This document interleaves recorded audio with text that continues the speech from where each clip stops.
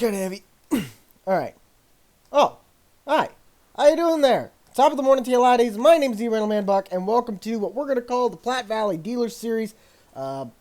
Very apologetic, but also thank you for being so patient, as there's been a lot of stuff with, especially just this dealer going on that I'm trying to get set up and done. It's still not done. There is a whole lot left to do. Right now, I actually got on the server and there was no one, so I'm going to take advantage of that and give you guys just a lowdown, a hoedown, whatever the heck you want to call it, of just what's going with the dealer here, what's new, what's different, what's going to come, what's going to be, why did it take me 5 years to do something that looks like it could take you 5 minutes? Well, there's a very good reason behind that. Somebody decided to comment, hey, that's all it was, what a waste of a video. It's not really the size that matters on this. Plus, also, I am lag central. It's actually not that bad. I rechanged out some of the equipment to make the frames a little bit better over here. I am going to be doing a bit of stuff to the Platte Valley dealer itself, like just the shop, so that way I can have a lot more stuff inside. And again, I'll explain all of this stuff. But to kind of give a lowdown of the dealer this time, I have scaled down a lot in size. It's a fairly small dealer, but I feel this is going to be the best dealer of all three due to what it's going to offer functionality-wise and everything else. So what we'll start off with is just kind of an inventory to, in other words, do. Actually, you know what? Let's do, well, first of all, we also like to leave our wipers on at all times. And second of all, let's answer a question a lot of people had, and that was the 550 Super Duties. So these, I'm not joking. Actually, I'll get it on this side because I have a real photo of this.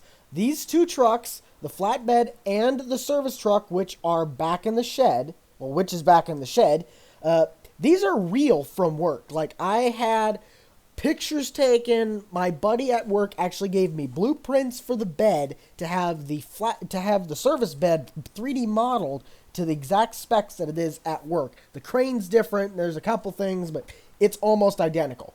This, however, it's a longer story. The flatbed and the service bed truck at work are the same truck. We sold the flatbed, put a service bed on it. But this is what the flatbed looks like in real life. These are, I think this is a 2014 F550, if I'm correct.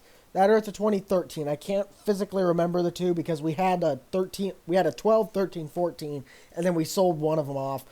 I don't know. But this, I got very special access for this flatbed. I did my own little tweaks to it to get it to be pretty much as close as I can to the bed. I only had that one picture of the flatbed. I had one from the other side, but I didn't get the light pattern in the rear, so that was a guess.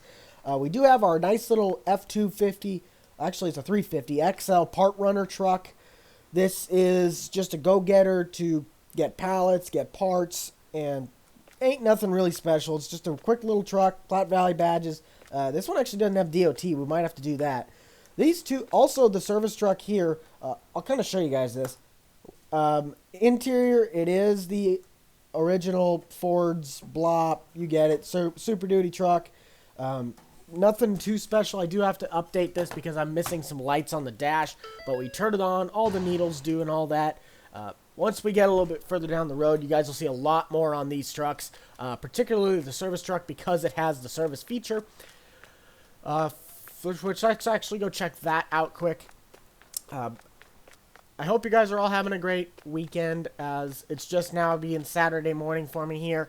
Finally got back from a decently dumb week, to say the least, but here's the service truck.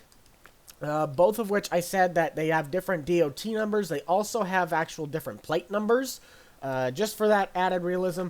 The truck here, actually, the service truck has strobes. The flatbed does not. They also have a grill guard, like not the grill guard, the bug shield. And very lucky, the guy who helped me out with the bed, which is actually the same guy, Fummins03, I believe, is the one who did the Platte Valley dealer, or at least the shell of it, and I did the badging. But this truck, again, same interior, nothing special, but this is interactively controlled stuff, so like mirrors. I didn't do the slide out because I have to get the crane to work back there, but there is one extra feature, and that is this button right here on the service truck, and that puts the outriggers out. So this will be nice for when the crane gets to working. I can do that for stability reasons. A strobe lights on this are the rear lights, which some people thought those were reverse lights. I thought they were, and then all of a sudden there's strobes. Strobe up top, and that is a model from an IROC Camaro that was just the roll cage frame. So that fit in there just right and looked about right. And then there's obviously the 2 strobes in the grill. The lighting pattern, just obviously UDIM lights and whatnot. This is our part shed. This will be where we store all of the parts or excess stuff and everything else. The race car is just here for fun. I don't think I'll ever use it. But it's just if I wanted to do some racing stuff, and we all did that again. My boss at work does racing, so that's why it's here. But this is the biggest part of it, of technically why the dealer's so small. I'm going to have an actual parts inventory. We have a decorative pallet pack in here, and I'm going to be getting some boxes, some blades, tracks. I already have some refuge tanks. If I said that wrong, I'm sorry, but I'm just doing this by what I think they're called. Those are for the Vermeer baler. All this stuff, I'm going to be putting a lot of parts on pallets and in boxes, and I'm going to try and do things where I can buy multiple parts at once, so that way I can buy, like, so Jake can come up here with his mower and buy some mower blades. We got some antifreeze as well as coolant. Well, that's the same thing. We got some motor oil here as well as some antifreeze in these barrels. These we can take into the shop whenever we need our oil tanks refilled. We'll probably have to call out the gas station here, Casey's, to bring out a load of diesel and all that stuff periodically. We do have, again, parts for just more tracks. We'll have more parts as I come along, but those are the only 2 I have right now. We have our skid steer bucket right there for snow clearing. Just random decor. Again, there'll be more parts back here. This is like our used oil filter right here that we'll set them. And again, Sap Bros or Casey's will come out here and get that. Got our def storage along with the fuel storage right there. This is just kind of here for fun.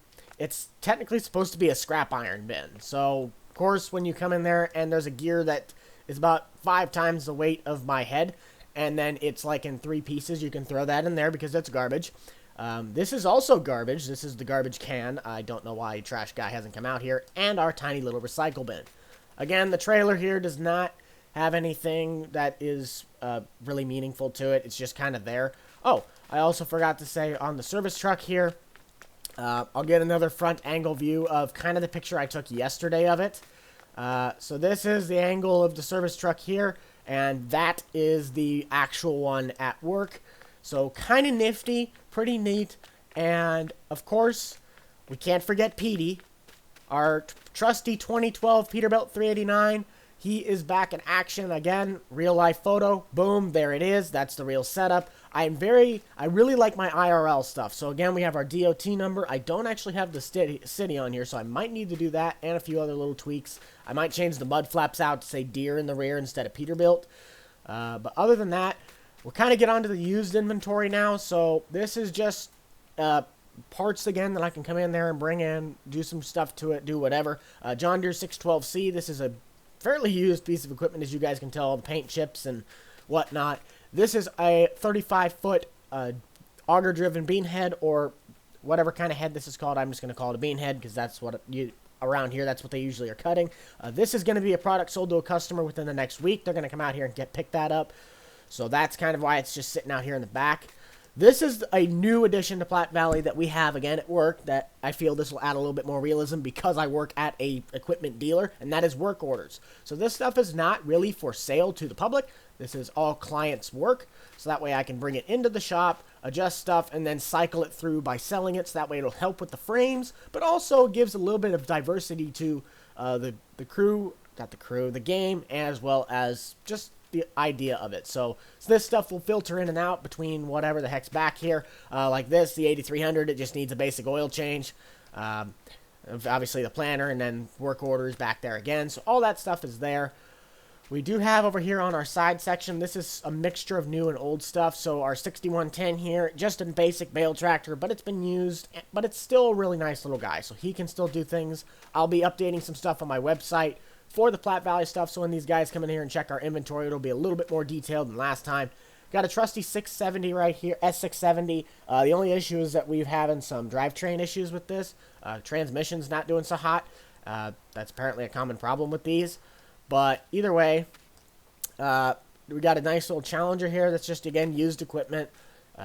We got a giant, oh wow, okay, I forgot to turn that thing back. We got a 9510R here, big old workhorse, a little bit older, it's about a 2014 model.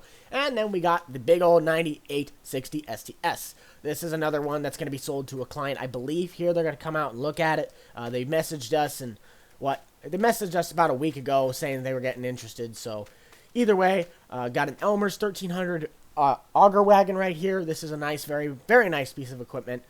Only about, I'd say maybe 15, 16 hours on it. They used it for about 2 harvests, and it wasn't very well used, to say the least. They had already a 1326 grain storm, and they just didn't really care for the track setup. They didn't use it a whole lot, so they brought it back over to here. They bought it from Fairbanks down the road. But either way, I got a Kuhn Knight manure spreader right here. I'm hoping this can sell, because this is a fairly nice piece of equipment for us to actually have a manure spreader on the lot. We got 2 John Deere, well, we got 1 disc and 1 ripper. So very nice things. The ripper's going to require a lot of horsepower, of course. I mean, look at how big that thing is. Got a nice little JCB skid steer here. I love those little things. Got a Case MX285, just another piece of used Case equipment, and a big old Deere 9420. All this stuff right here is going to be for sale because that's not in the work order section. Kind of got a little bit of a gap. That was for when I bought some stuff and I sold it, but we got a nice Minneapolis Moline, the trusty G1355, as well as a tiny 6, I think this is a little bit bigger, yeah, 6410 with the enclosed cab and a loader bucket. So that'll be nice for a hay farmer to do anything like that. And then we get into our main, like, showroom style big pieces. And the first one to start off is we actually do have a couple of those new John Deere 9Rs, the new R series. My bad on that. This is the new 9RT. I believe this is a 310 if I'm correct. Yes, I know, 370. Okay, so there's a pretty much an 8370 RT, but the brand new series. I like the track version of these things. We do have a 9RX up there, like 8RX, I mean, pardon me. But I prefer the track one a lot better. I still like for the actual tractor with the wheels, though. I still prefer the older 2018 style, which is what this one is. We still haven't sold it yet, so it's only got, I believe, 2-3 hours on it. We did have one guy come in here and demo it, but they ended up going with a smaller 8245R just because they didn't need that near amount of horsepower. They did like this, but they ended up just time and money didn't work out. This 7R apparently likes to have its door open, but 8210R, this is a very nice bale tractor, but also field tractor. Its size is just right. It's that medium duty style. That's technically your Ford Ranger or F-150 of tractors right there, and then that's of course your 250 and whatnot. Really nice vehicles here. That one's obviously got the grapple bucket with the front loader. Then we got a 6145M here. This is a beautiful bale tractor. I love this thing. That is like my hands down top configuration for it right there. If I was not a rancher and I was an actual either farmer or bale guy, I would be doing that. Do have a John Deere 333G with a little bucket here. This is a beautiful little skid steer. I don't know if I prefer a track skid steer over a wheeled one. I kind of like the wheeled ones, but the track ones are starting to grow on me a little bit. In here is a little bit different of a setup. I kind of threw a little bit something in here, but we have a John Deere. Oh, in the shop too, we also have one. I'm using my joystick to control my camera, so that's why it's a little bit smoother, but also slower. And we do have 2 of these. They are John Deere Z994Rs. This is just the one that has the no flats in the rear and a hood in the rear to cover the engine. That one's just a little bit more simplistic in there. Probably should be keeping this one inside, but we're not. But outside, joining it, we also have a Kubota with the no flats in the rear. What is this? The ACS 72. I don't know what the model is of the actual Kubota. I'm kind of dumb when it comes to that. We also have a nice S780 combine here, one of the brand new series. Hopefully, 0.2 hours on it, literally off the trailer. This thing is beautiful. We leave the wipers on to drain the batteries on purpose, but we also got our serial number 1. When you go look on the serial numbers, this is the number 1 serial from the 2007 model year of the 9770 STSs, and that is why I spent $500,000 on it at an auction. I am a total genius of a person. We also have a John Deere 330 Moco. I'm hoping to get some other Mocos as well as time goes on. I'm also looking to get some John Deere 1Rs as well as little Kubotas and some 3Rs, as well as, again, Kubotas of that scale. So like the L, our other Kubota over there, which is the little guy. This guy right here, our L39. It'll be a little bit more accurate to how you say look at that. It'll look kind of like our Massey Ferguson here. But Massey Ferguson 4707, I love this little guy. We put him up front. He's a beautiful little tractor. Only has about 10, 15 hours on him. He was very little used. Farmer just, again, didn't really care for it. So we bumped it up a little bit. And then we got our brand new Kubota L3901 right there. Got a nice 7R 210. Beautiful little old deer here. It does have the grill brush guard, or whatever the heck you want to call it, in the front. New interior, obviously designed for these tractors. I'm not sure I like the steering wheel in them, but to each their own. This is just, again, deer's stuff. But nice HX15 that it's hooked up to. This is a little bit dirty. It's actually been collecting quite a bit of dirt. But the main show here in our like showroom style outdoor setting is the 9470 RX. This boy runs the show. He is also hooked up to a, correct me, well, don't really correct me if I'm wrong, because I don't really know in the end, but I think this is called a Noveg, T-Force Plus 640. This is a, obviously, it's a cedar, but it works with the bacteria in the ground from what I've heard. I kind of did a little bit of research on one of these. Last time I saw one, this was, not this, but it was like a rock tiller style planter. It gets all the rocks out, so it's a really weird looking planter. They're not very big, but this is supposed to work a lot with the soil and bacteria to produce a better crop yield. It's just something different. You don't see a lot of those. I saw that on Mod Hub, like the Giants one, and I thought that'd be kind of cool. Hook it up to the 9RX and see if we can't sell anything. Over here we have a little Vermeer rake. I'm also hoping to get some Vermeer bale wrappers within the next couple weeks, because I got a shipment order from the Pella. Got Pella sending some stuff out to me from Vermeer, because we're getting a lot more stuff from them. We also got the 605M and the 605N models. Brand new balers coming in. We're hoping to get some 568 round balers. We have one in the shop along with a Hoggy sprayer that's being serviced right now for a client. Once again, we got the old 8245R. This is another one that we had. The one that we sold to the guy, it didn't have any duals on it, just the weights in the rear. But just all the inventory in here. Again, it's not very much, but it's just kind of out there.